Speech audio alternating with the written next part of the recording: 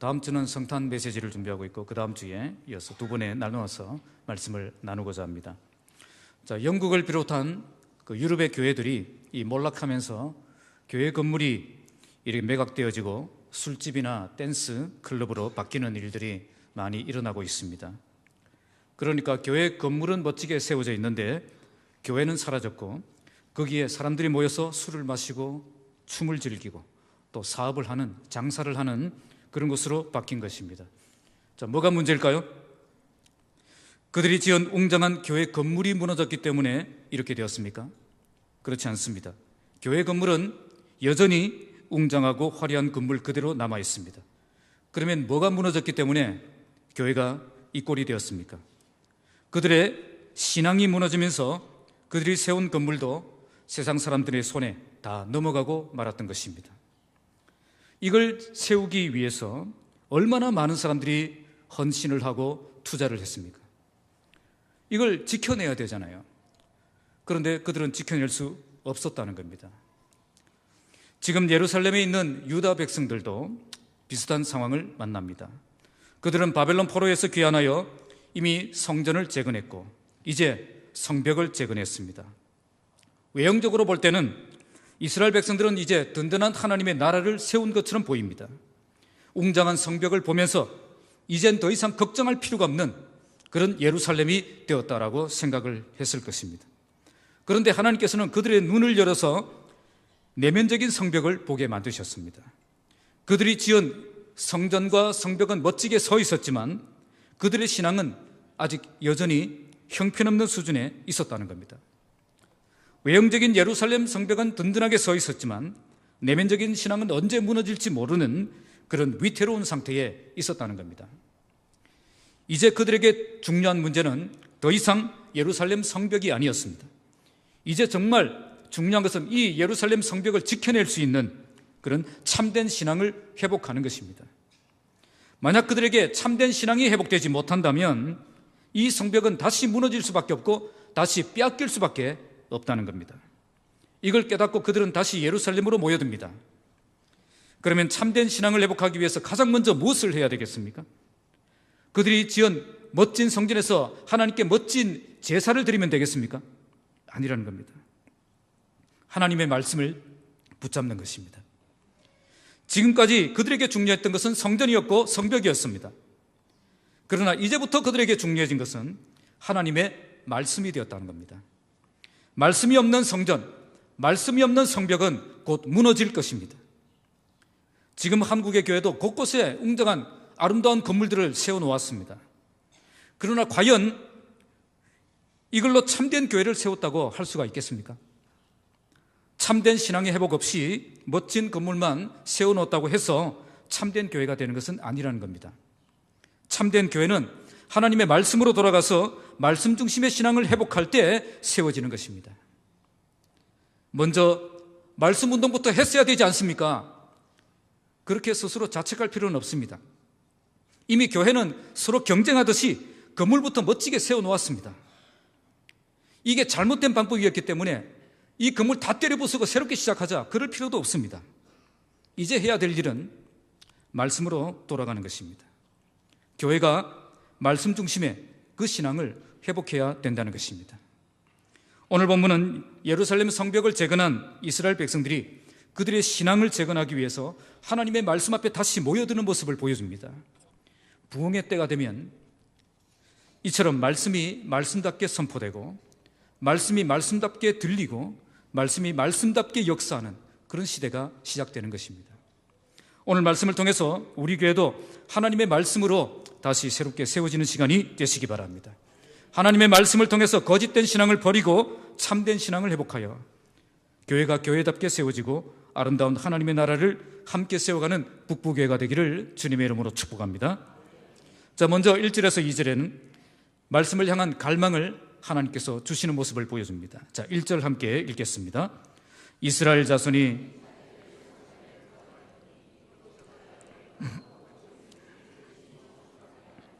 학사 에스라에게 여호와께서 이스라엘에게 명령하신 모세의 율법책을 가져오기를 청하며 이제 예루살렘 성벽 공사가 다 끝나고 모든 백성은 자기들이 거주하던 성읍으로 다 돌아갔습니다.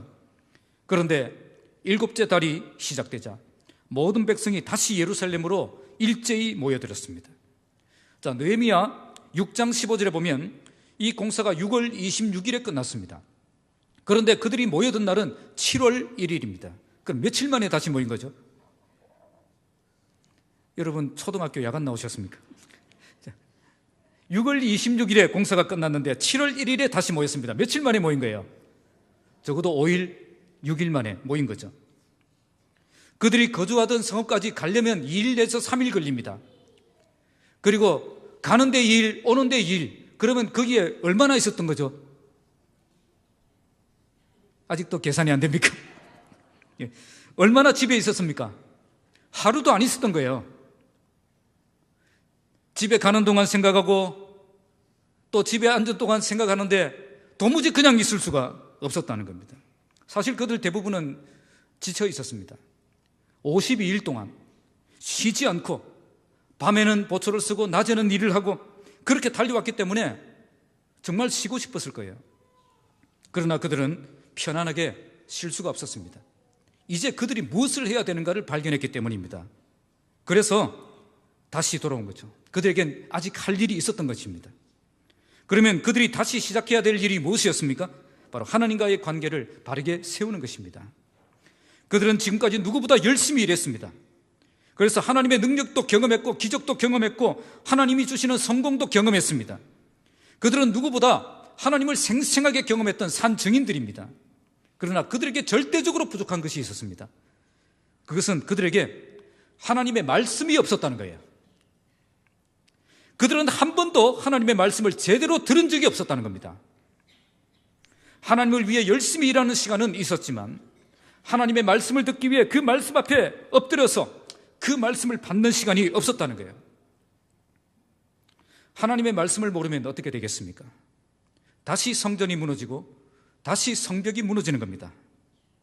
이스라엘 나라가 바벨론에 멸망당했을 때 그들에게 성전이 없었습니까? 그들에게 성벽이 없었습니까?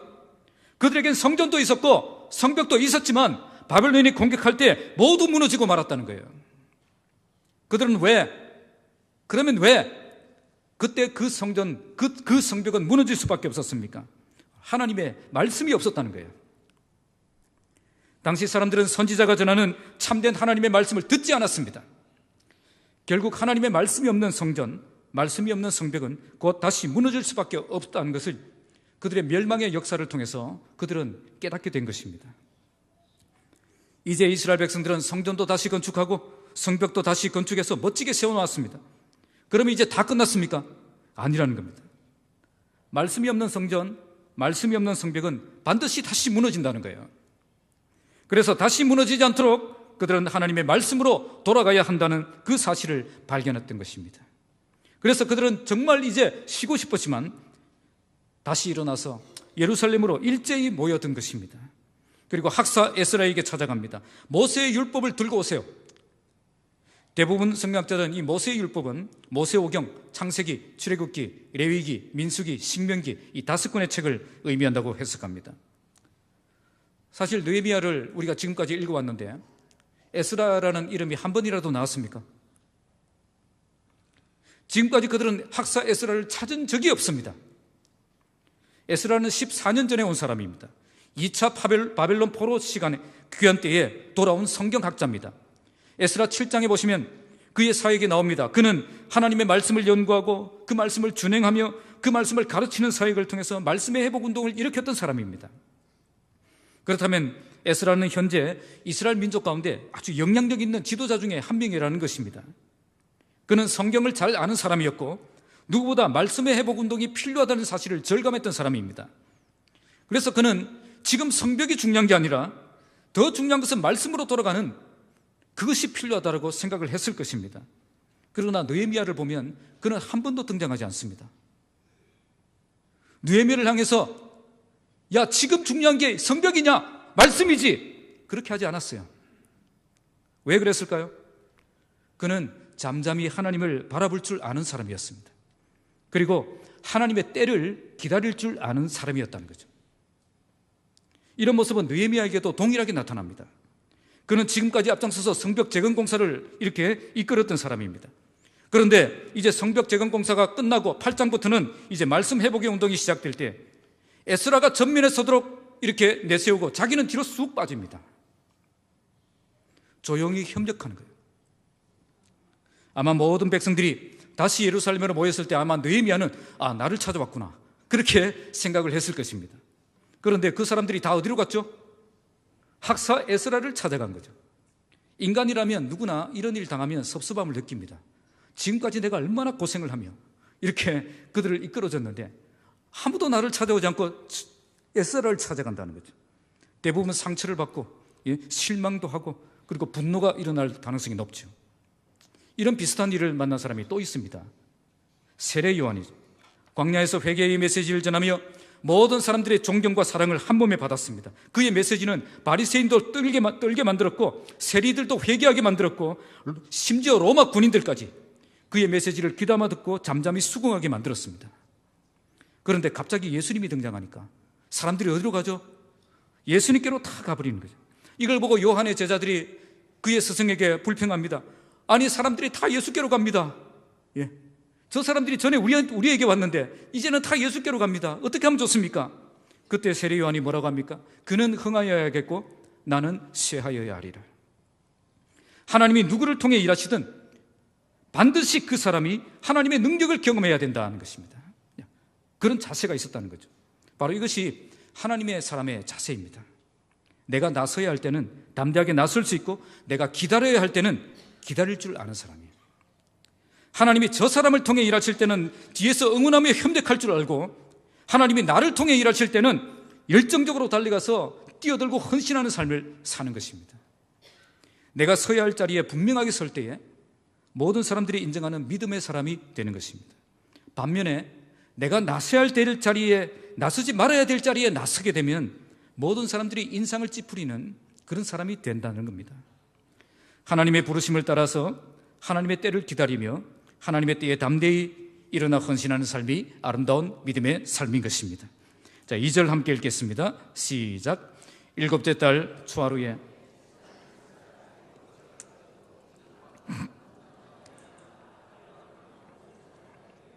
자, 7째 달 초하루는 나팔절 절기를 지키는 날입니다. 나팔절 절기는 유대인 민간력으로 1월 1일에 해당되는 새해 첫날로 지키는 날입니다. 우리나라가 신정을 지킵니까? 구정을 지킵니까? 1월 1일이 아니라 구정을 지키잖아요. 얘들도 똑같습니다. 이날은 하나님께 예배하며 새로운 한 해를 시작하는 날로 즐기기 위해서 나팔을 불어 성회를 소집했습니다. 자, 이날에 제사장 에스라가 율법책을 가지고 회중 앞에 나아갑니다. 1절에는 학사 에스라라고 했는데 여기서는 제사장 에스라라고 합니다. 제사장은 율법을 가르칠 자격을 갖춘 사람입니다. 그래서 그는 성경학자이기 때문에 가르칠 능력도 있었고 제사장이었기 때문에 가르칠 자격도 있는 사람이라는 것을 알 수 있습니다. 이제 학사 에스라가 율법책을 가지고 회중 앞에 나가니까 거기에 누가 있었습니까? 남자나 여자나 알아들을 만한 모든 사람들. 자, 대부분 이런 모임에는 남자만 참석을 했었습니다. 그런데 오늘은 여성도 참석하고 있습니다. 게다가 알아들을 만한 나이가 되는 어린 자녀들도 다 참여하고 있었다는 겁니다. 사실 구약성경 전체를 읽어보아도 백성이 이처럼 자발적으로 모여서 말씀을 들려주세요 한 적은 한 번도 없습니다. 혹시 성경책 다 읽어보시고 39권 다 읽어보시고 그게 발견되면 저에게 오십시오. 제가 통닭 사겠습니다. 백성들이 스스로 모여서 하나님 말씀 좀 들려주세요 한 적이 한 번도 없었다니까요. 하나님이 선지자를 보내셔서 제발 좀 말씀 들어라 그렇게 해도 길을 닫고 막 도망을 갔던 백성들이에요. 백성들이 스스로 찾아와서 하나님 말씀 듣고 싶다고 고백하면서 이렇게 모여든 적은 한 번도 없었다는 겁니다. 자, 이게 부흥이에요. 이게 부흥입니다. 이건 절대 인간이 하는 일이 아닙니다. 인간이 할 수 있는 일도 아닙니다. 이것은 하나님이 시작하신 일이에요. 하나님이 이 백성 가운데 영적 부흥을 일으키시기 위해 먼저 하나님의 말씀을 향한 그런 깊은 갈망을 부어주셨다는 겁니다. 그래서 하나님의 말씀을 듣고 싶은 갈망, 하나님의 말씀을 알고 싶은 그 갈망이 일어났던 거예요. 이처럼 참된 회복의 역사가 시작될 때 항상 하나님의 말씀이 회복되는 역사가 일어납니다. 내 삶에서 하나님의 말씀이 중요해지기 시작하는 겁니다. 하나님의 말씀 없이는 살아갈 수 없는 사람이 되는 것입니다. 하나님의 말씀을 통해 하나님을 만나는 그 기쁨을 놓칠 수 없는 사람이 된다는 것입니다. 혹시 몇 시간 동안 하나님의 말씀에서 눈을 떼지 않고 그 말씀을 묵상해 본 적이 있습니까? 성경을 몇십 장을 읽었는데 그래도 부족해서 또 성경을 펴서 또 읽고 그렇게 더 읽고 싶었던 적이 있습니까? 성경 공부나 제자 훈련이 있다면 무조건 참여해서 배우고 싶다, 그래서 열심히 참여했던 적이 있습니까? 없습니까? 그런 때가 바로 그때가 하나님의 은혜가 임하는 때이고 내 삶의 영적 부흥이 시작되는 때인 것입니다. 오늘 내 삶에 참된 회복이 시작된다면 가장 먼저 말씀이 회복되는 역사가 일어날 것입니다. 말씀이 듣고 싶어지고 말씀을 읽고 싶어지고 말씀을 배우고 싶은 그런 갈망이 일어난다면 내가 지금 살아나고 있는 것입니다. 말씀이 귀에 들리기 시작하고 말씀이 내 가슴을 때리기 시작하고 말씀이 내 삶을 바꾸기 시작하면 참된 부흥이 시작되고 있는 것입니다. 오늘 이런 회복의 역사가 우리 교회 가운데 분명하게 일어나길 바랍니다. 모든 영혼들이 하나님의 말씀을 사모하며 말씀을 기대하며 말씀 향해 달려오는 그런 교회가 되기를 바랍니다. 정말 모든 성도들이 하나님의 말씀 없이는 살 수 없는 사람이 되어서 하나님의 말씀을 갈망하며 한자리에 모여서 하나님의 그 말씀 앞에 엎드리는 그런 교회가 되는 것입니다. 참된 부흥은 하나님의 말씀 없이 절대 시작되지 않습니다. 우리 교회에 참된 부흥이 일어난다면 가장 먼저 말씀의 부흥이 일어날 것입니다. 하나님께서 우리 교회에 하나님의 말씀을 향한 깊은 갈망을 일으켜서 우리 교회가 하나님이 주신 참된 부흥을 경험하는 복된 교회가 되기를 주님의 이름으로 축복합니다. 자, 두 번째는 말씀을 듣는 자세를 주십니다. 자, 3절 읽겠습니다. 시작. 수문 앞 광장에서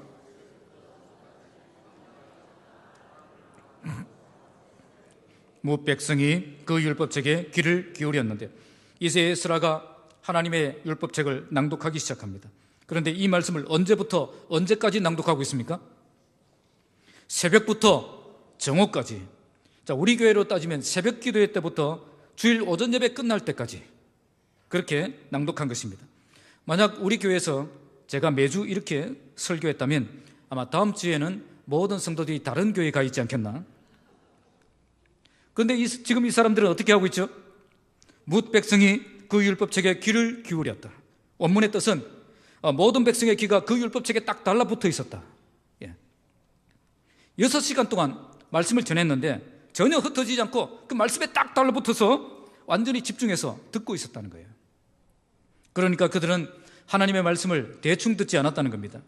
한 말씀도 놓치지 않기 위해서 집중해서 달려갔다는 겁니다. 그러니까 그들은 말씀을 듣는 일에 열심을 내었다는 거죠. 그래서 새벽부터 정오까지 말씀이 계속되었지만 그 자리를 떠나지 않고 말씀 듣는 일에 집중하고 있었던 것입니다. 이처럼 참된 하나님의 역사가 시작되면 말씀을 듣는 태도가 달라집니다. 하나님이 그들에게 말씀을 듣는 바른 자세를 주시기 때문입니다. 하나님의 말씀을 향한 갈망만 주시는 것이 아니라 말씀을 향한 그 태도도 달라지게 만든다는 겁니다. 그래서 한 말씀도 놓치기 싫어서 이렇게 집중해서 귀를 딱 붙여서 듣고 있다는 거예요. 그래서 말씀을 듣는 모습만 보면 이 사람이 회복될 사람인지 무너질 사람인지 알 수가 있습니다. 하나님의 회복의 역사가 일어나기 전에 하나님께서는 먼저 말씀을 향해 열린 마음을 주시기 때문입니다. 그래서 하나님의 말씀에 참된 소망이 있음을 알고 이 말씀 붙들기 위해서 온 마음을 집중해서 하나님의 말씀을 귀를 기울이게 되는 것입니다. 오늘 내가 하나님의 능력을 경험하기를 원한다면 어떻게 하면 되겠습니까? 말씀을 듣는 자리에서 성공해야 됩니다. 말씀을 듣는 자리에서 실패하면 안 된다는 겁니다. 하나님의 말씀이 강력히 역사하는 곳이 바로 이 자리이기 때문입니다. 어떤 태도로 나가야 하느냐에 따라서 말씀의 역사가 다르게 나타난다는 것입니다. 그래서 이 말씀을 듣는 이 자리는 마귀도 가장 강력하게 역사하는 자리입니다. 예수님의 씨 뿌리는 비유에서 길가에 뿌려진 씨앗이 있죠. 길가에 뿌려지자마자 누가 와서 먹어버렸어요? 새가 와서 물어가 버렸습니다. 마귀가 역사하여 하나님의 말씀을 조금도 들을 수 없도록 강력하게 역사한다는 겁니다. 왜 이 사람은 이렇게 되었습니까? 말씀을 듣는 태도가 잘못되었다는 거예요. 단단하게 굳어버린 그 길가와 같은 그 마음으로 말씀을 들으니까 그 말씀의 씨앗이 어떻게 그 심령 속으로 파고 들어가서 열매를 맺을 수가 있겠습니까? 그래서 말씀을 제대로 듣기도 전에 마귀가 빼앗아버리는 그런 사람이 되는 것입니다. 그래서 하나님은 참된 회복을 시작하시기 전에 먼저 말씀을 듣는 태도가 달라지게 하는 것입니다. 옥토와 같은 마음을 주신다는 거예요. 이렇게 말씀을 듣는 태도가 달라지면 말씀이 귀에 들리고 말씀이 마음을 때리고 그리고 참된 변화가 시작되는 것입니다. 듣는 자는 살아나리라. 이렇게 말씀이 들리기 시작하면 그 영혼은 다시 살아나는 역사가 일어나는 것입니다. 자, 4절 말씀 함께 읽겠습니다. 시작. 그때에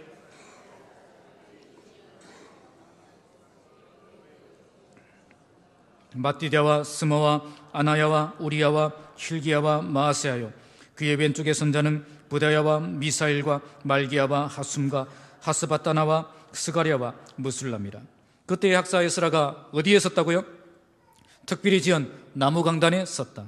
여기 특별히 지은 나무 강단이 있었다는 건 이미 말씀을 듣기 위한 준비를 철저히 했다는 겁니다. 이 강단은 에스라뿐 아니라 좌우에 13명의 말씀 사역자가 함께 등단할 수 있을 정도로 꽤 큰 규모의 강단이었다는 것을 알 수 있습니다. 에스라를 비롯한 이 말씀 사역자들은 왜 특별히 이렇게 만든 그런 나무 강단에 세웠겠습니까? 그것은 하나님의 말씀을 특별하게 생각했기 때문입니다. 하나님의 말씀을 특별하게 생각했기 때문에 특별한 자리를 마련해서 거기에서 전파하게 했던 것입니다. 이처럼 우리가 말씀을 특별하게 생각하면 특별한 말씀의 역사가 일어나는 것입니다. 그러면 이 정도의 크기의 나무 강단을 만들려면 얼마나 시간이 필요했을까요? 지금 백성들이 모여서 율법책을 가지고 오라고 할 때 그때 만들었을까요? 그때 만들어가지고는 지금 이렇게 새벽부터 이렇게 사용할 수가 없죠. 히브리어 원문을 보시면 이 강단은 사전에 미리 만들어진 강단이었다는 거예요. 여러분 머리가 쭉 펴서지 않습니까? 예. 에스라는 이미 이 날이 올 줄을 알고 미리 강단을 준비하고 있었다는 거예요. 그것만 준비했겠습니까? 백성들이 찾아와서 말씀을 듣고 싶어 했을 때 에스라가 성경이 없어요. 율법책 어디 갔는지 몰라. 그리고 이 말씀을 해석할 만한 그런 준비가 안 돼 있어요. 그러면 어떻게 되겠습니까? 백성들이 찾아오는 것이 부담스럽죠. 반갑겠습니까? 부담스럽겠습니까? 내가 말씀이 준비가 안 돼 있으면 이렇게 말씀 앞에 나와도 아무 소용이 없는 것입니다. 그러니까 에스라는 잠잠히 하나님의 때를 기다리면서 말씀 사역이 주어질 때를 위해서 철저하게 준비했던 준비된 사람이었다는 겁니다. 그는 평소에 말씀을 연구하며 늘 준비했고 이처럼 하나님의 때가 되면 이 사역을 시작하기 위해서 강단도 미리 준비해 놓았다는 겁니다. 하나님은 이처럼 준비된 사람을 통해 하나님의 일을 시작하셨던 것입니다. 바로 이것이 말씀 사역을 위한 에스라의 태도였습니다. 참된 말씀의 역사가 일어나려면 백성들의 태도만 바뀌어서는 안 됩니다. 말씀 전하는 자의 태도가 달라지지 않는다면 절대 말씀의 능력이 그 교회 공동체 안에 일어날 수가 없다는 겁니다. 정말 말씀을 특별하게 생각하며 특별하게 준비할 때 특별한 역사가 일어나는 것입니다. 그래서 교회에 강력한 말씀의 역사가 일어나려면 가장 먼저 목사가 말씀의 종으로 준비되어 있어야 됩니다. 말씀을 특별하게 준비하면 특별한 역사가 일어나지만 말씀을 대충 준비하면 대충 역사가 일어난다는 겁니다. 오늘 우리 교회 말씀의 사역자들, 저를 비롯한 말씀 사역자들이 말씀을 철저하게 준비하여서 말씀의 큰 능력을 경험하는 교회가 되기를 바랍니다. 5절 함께 읽겠습니다. 시작. 에스라가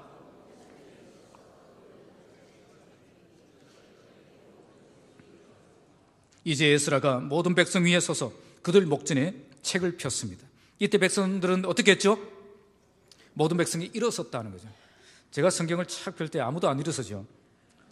아기 때문에 한 명이 일어섰습니다. 그들은 왜 일어섰을까요? 이제 선포되는 이 말씀 절대 인간의 말로 듣지 않고 하나님의 말씀으로 듣겠다는 거예요. 무슨 말씀을 주시든지 그 말씀에 내가 복종하겠습니다. 그래서 종의 자세로, 종이 주인 앞에 앉아 있습니까? 종이 주인 앞에 서잖아요. 서서 그 말씀을 듣겠다는 거예요. 오늘 본문에 이렇게 일어서니 다시 앉았다는 말씀이 뒤에 안 나옵니다. 도리어 7절을 보시면 그들은 계속 서 있었다는 것을 알 수 있습니다. 그러니까 그들은 말씀이 낭독되는 6시간 동안 아무도 편하게 앉아서 들으려고 하지 않다는 거죠. 아이고 허리야 하고 앉았던 사람이 아무도 없었다는 겁니다. 그들은 피곤했지만 계속 일어서서 겸손하게 하나님의 말씀을 듣고 있었던 것입니다. 자, 6절을 함께 읽겠습니다. 시작. 에스라가 위대하신 하나님 여호와를 송축하며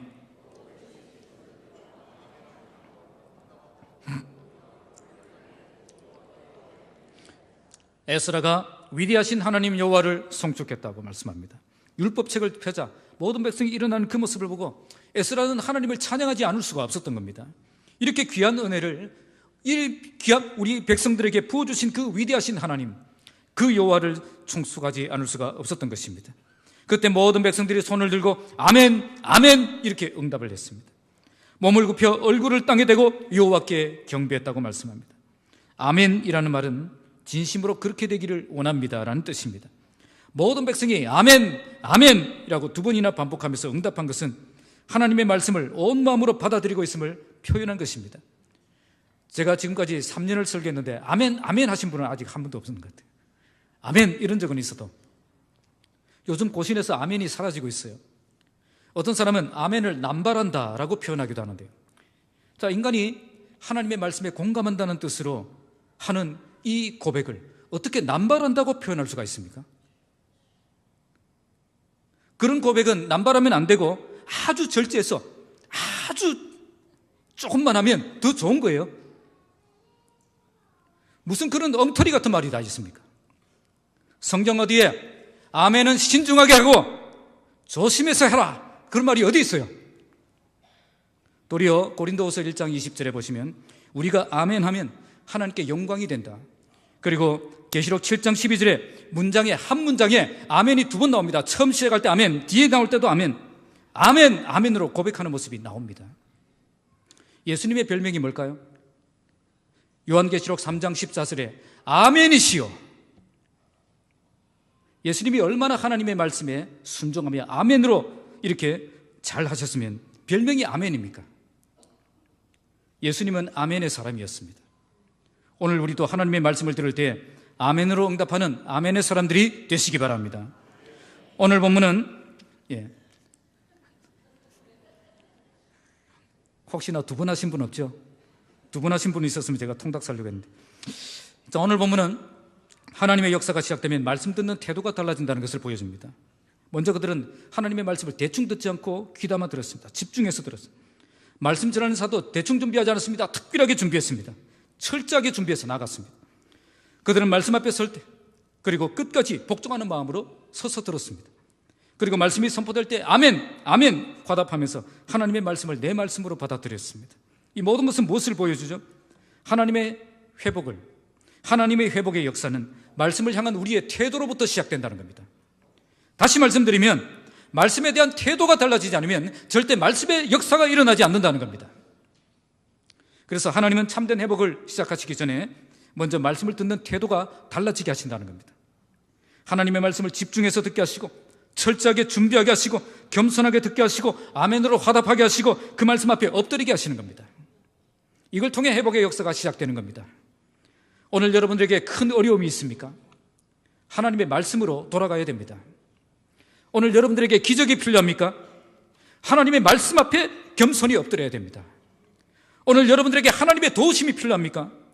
하나님의 말씀을 집중해서 듣고 아멘으로 화답하며 그 말씀 앞에 엎드려 하나님을 예배해야 됩니다. 말씀을 향한 우리의 태도가 달라지면 우리를 향한 하나님의 태도도 달라질 것입니다. 우리가 말씀을 귀하게 여기면 하나님도 우리를 귀하게 여기실 것입니다.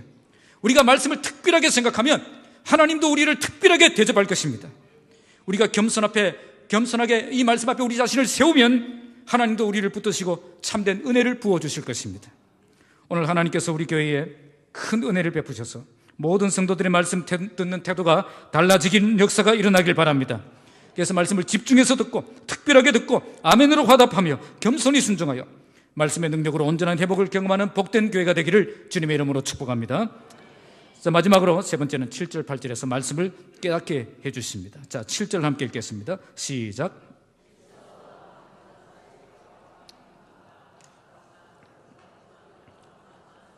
그리다와 아사랴와 요사밧과 하난과 블라야와 레이 사람들은 백성이 제자리에 서 있는 동안 그들에게 율법을 깨닫게 하였는데, 자, 여기 나오는 13명의 사람들은 모두 레이 사람들로 추정되는 사람들입니다. 자, 이들은 어떤 역할을 하고 있죠? 백성이 제자리에 서 있는 동안 그들에게 율법을 깨닫게 했다. 그러니까 에스라를 비롯한 13명이 강단에서 율법을 낭독하고 이 사람들은 밑에서 돌아다니면서 백성들 사이를 돌아다니면서 율법의 뜻을 해석해 주었다는 거죠. 자, 지금 이 상황이 여러분 그림이 안 그려질 텐데 제가 그려드리겠습니다. 자, 에스라는 계속 율법만 낭독한 것이 아니에요. 어느 부분을 딱 낭독하고 잠시 쉬면은 이 사람들이 소그룹으로 흩어져서 모여가지고 그리고 말씀에 질문도 듣고 해석해주고 그리고 풀이해주고 어떻게 적용해야 되는가를 설명해줬다는 거죠. 그래서 에스라가 잠시 낭독을 멈추면 이들은 흩어져서 백성들의 질문에 답을 해주고 어떻게 적용할 것인가를 설명해주고 있었다는 겁니다. 자, 왜 이렇게 해석해요? 그냥 계속 낭독하면 되죠. 왜 이렇게 하고 있겠습니까? 하나님의 말씀은 이 자체로 마술적인 힘을 가진 것이 아니라는 거예요. 성경책 차에 놔둔다고 사고 안 나는 거 아닙니다. 성경은 따라합시다. 이해하고 깨달아야 될 책입니다. 그냥 열심히 듣는다고 말씀의 능력이 나타나는 게 아니라는 거예요. 내가 깨달은 말씀, 내가 이해한 말씀, 내가 해석한 말씀, 그 말씀이 나에게 역사하는 말씀이 된다는 겁니다. 그래서 하나님은 지금 이 백성들에게 말씀을 깨닫게 하는 사역을, 일을 행하고 계시는 겁니다. 이런 하나님의 역사가 일어나면 전에는 이해되지 않던 말씀이 이해가 되기 시작하고, 전에는 재미가 없던 말씀이 재미가 있기 시작하고요, 전에는 은혜가 되지 않던 말씀이 은혜가 되기 시작합니다. 그런데 이런 역사를 누가 일으킬 수 있죠? 성령께서 하시는 일입니다. 성령께서 우리 마음에 역사하셔서 말씀을 깨닫는 역사가 일어나는 거죠. 그런데 성령께서 어떻게 역사하십니까? 그냥 우리에게 얘야 이 말씀은 이런 뜻이다 하고 가르쳐 주십니까? 사람을 통해서 역사하신다는 거예요. 하나님의 말씀을 연구하고 해석하고 가르치는 그 사람을 통해서 역사하신다는 겁니다. 그래서 말씀의 역사가 일어나려면 누가 필요하죠? 바로 하나님의 말씀이 준비된 말씀의 사람이 필요하다는 겁니다. 나에게 하나님 주신 그 하나님의 말씀이 있는 사람, 내가 깨달은 말씀이 있는 사람, 내가 전해야 될 메시지가 있는 사람, 하나님은 이런 사람을 통해서 말씀의 역사를 일으키신다는 겁니다. 오늘 이 사람들은 준비가 되어 있던 사람들입니다. 이런 준비가 되어 있었습니다. 그들에게는 하나님이 주신 말씀이 있었고 하나님의 말씀을 정확하게 해석해 줄 수 있는 그런 능력을 갖추고 있었습니다. 그래서 백성은 말씀만 들었을 때는 오리무중이었는데 이들의 사역을 통해서, 이들의 해석을 통해서 하나님의 뜻을 바르게 깨닫게 될 수 있었던 것입니다.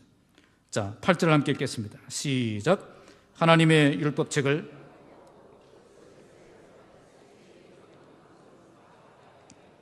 오늘 말씀은 하나님의 말씀을 낭독하고 그 뜻을 해석하여 다 깨닫게 했다고 말씀합니다. 어떻게 해서 이런 일이 가능했습니까?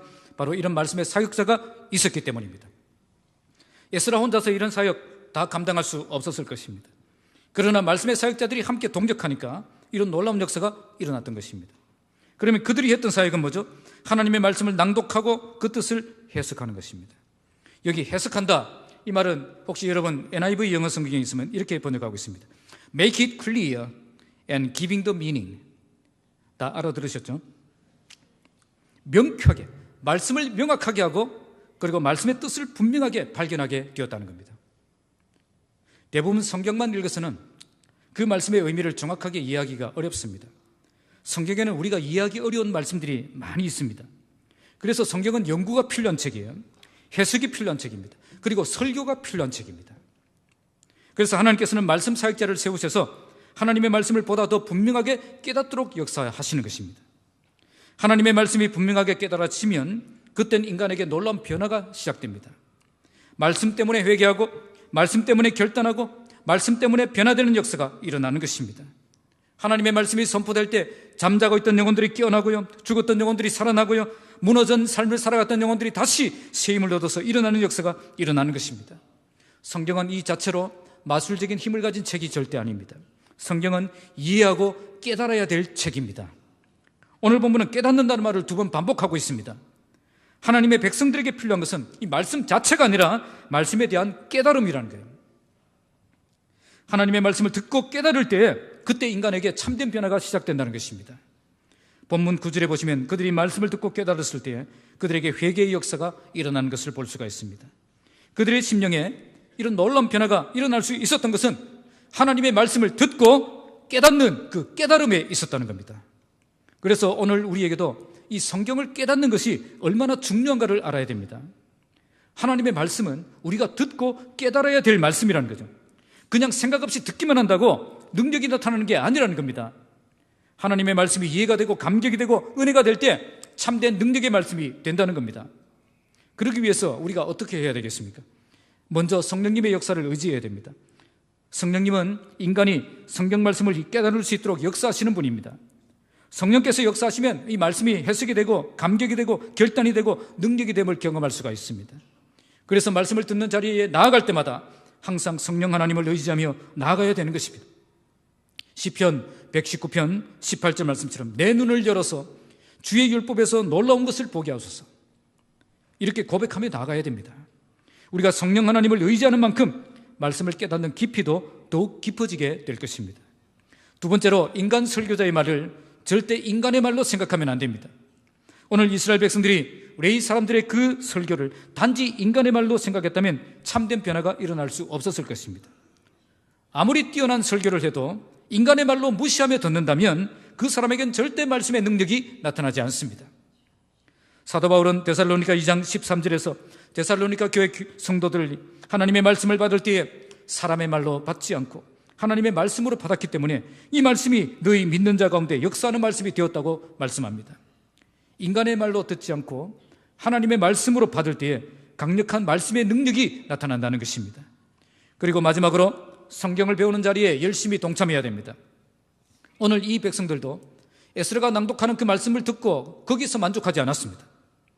그들은 소그룹으로 흩어져서 말씀의 사역자가 가르쳐주는 그 모임을 통해서 말씀을 온전히 깨닫는 시간을 가졌던 것입니다. 쉽게 말씀드리면 소그룹 성경 공부를 통해서 말씀을 충분히 깨닫는 시간을 가졌다는 겁니다. 여기에 다 깨닫게 되었다, 이 말은, 이 원문은 이런 뜻입니다. 그들의 지적인 갈망이 충분히 채워졌다 하는 거죠. 에스라가 성경을 낭독할 때는 그들의 말씀을 알고 싶은 그 욕구가 충분히 채워지지 않았습니다. 여전히 오리무중에 있는 그런 부분들이 많았다는 거죠. 그러나 소그룹으로 흩어져서 말씀을 더욱 깊이 공부할 때에 그들의 지적인 욕구가 충분히 채워지게 되었다는 거예요. 이제는 말씀을 명쾌하게 알게 되었다는 거죠. 오늘도 이 원리는 똑같습니다. 주일 한번 예배만으로 말씀에 대한 갈망이 충분히 채워지지 않습니다. 주일 예배를 드린 사람은 반드시 소그룹으로 모여서 성경 공부를 통해서 말씀을 더욱 깊이 있게 공부하는 시간을 가져야 됩니다. 그래서 말씀을 더욱 깊이 연구하고 삶에 적용할 수 있는 그런 특별한 훈련을 받아야 된다는 것입니다. 그때 우리에게 이런 지적인 갈망이 충분히 채워져서 하나님의 말씀을 온전히 깨닫고 적용하는 삶을 살 수가 있다는 겁니다. 하나님의 말씀은 그냥 생각 없이 듣기만 해도, 생각 없이 읽기만 해도 능력이 되는 그런 말씀이 아니에요. 이런 선입관을 깨야 됩니다. 하나님의 말씀은, 따라합시다, 우리가 듣고 깨달아야 할 책입니다. 우리가 듣고 깨달은 그 말씀만 우리에게 능력이 된다는 거예요. 그래서 말씀을 깨닫기 위해서 우리 모두 말씀을 들을 때 성령님을 의지해서 듣고 설교자의 말을 인간의 말로 듣지 않고 하나님의 말씀으로 듣고 성경 공부 시간에 열심히 참여해서 하나님의 말씀을 깨닫는 삶을 살아가시기 바랍니다. 그래서 말씀이 애매한 사람이 아니라 말씀이 분명한 사람이 되시기 바랍니다. 참된 하나님의 회복의 역사가 시작되면 하나님의 말씀을 깨닫게 하시는 역사가 일어납니다. 그때가 되면 하나님의 말씀을 잘 준비해서 강력하게 외치는 그 말씀 사역자가 세워질 것입니다. 또한 하나님의 백성들은 그 말씀을 인간의 말로 듣지 않고 하나님의 말씀으로 듣고 그 말씀에 온전히 순종하게 될 것입니다. 오늘 우리 교회에 이런 회복의 역사가 일어나길 바랍니다. 말씀을 알고 싶고 말씀을 배우고 싶고 말씀 훈련 받고 싶어서 나오는 역사가 일어나길 바랍니다. 그래서 이런 배움과 훈련을 통해서 모든 성도들이 말씀을 충분히 깨닫고 말씀을 아는 사람으로 세워지기를 주님의 이름으로 축복합니다. 말씀을 맺겠습니다. 오늘 본문은 참된 부흥은 하나님의 말씀을 통해 시작된다는 것을 보여줍니다. 먼저 하나님의 말씀을 향한 깊은 갈망이 일어납니다. 하나님은 우리에게 말씀을 듣고 싶고 알고 싶고 배우고 싶은 마음을 주십니다. 그래서 하나님의 말씀을 사모하며 기대하며 말씀을 듣기 위해서 달려오는 사람이 되게 하시는 것입니다. 두 번째로 말씀 듣는 태도가 달라지게 하십니다. 이제 말씀을 대충 듣지 않고 집중해서 듣게 됩니다. 말씀 사역자는 말씀을 철저하게 준비해서 나가게 됩니다. 말씀을 선포할 때 그들은 아멘으로 화답하며 그 말씀 앞에 엎드려 겸손히 하나님께 복종하며 하나님께 경배하는 태도로 말씀을 듣게 됩니다. 마지막으로 말씀을 깨닫는 역사가 일어나게 됩니다. 말씀 사역자의 사역을 통해서 이제 말씀이 어려운 말씀이 아니라 쉬운 말씀이, 명쾌한 말씀이 되는 것입니다. 이제 말씀을 생각 없이 듣는 것이 아니라 충분히 깨달으면서 듣게 되는 겁니다.